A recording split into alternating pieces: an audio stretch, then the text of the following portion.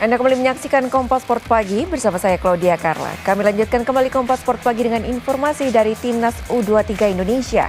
PSSI menunjuk Gerard Vandenberg sebagai pelatih kepala Timnas U23 Indonesia, sekaligus asisten pelatih Patrick Kluivert di Timnas Senior bersama Alex Pastoor dan Denny Lansat. Gerard Vandenberg adalah legenda dan salah satu pemain kunci Timnas Belanda saat menjuarai Piala Eropa tahun 1988.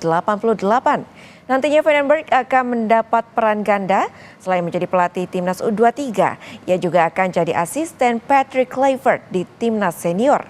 Timnas U23 akan berlaga di SEA Games 2025, kualifikasi Piala Asia U23 2026 dan dipersiapkan untuk bisa tampil di Olimpiade 2028.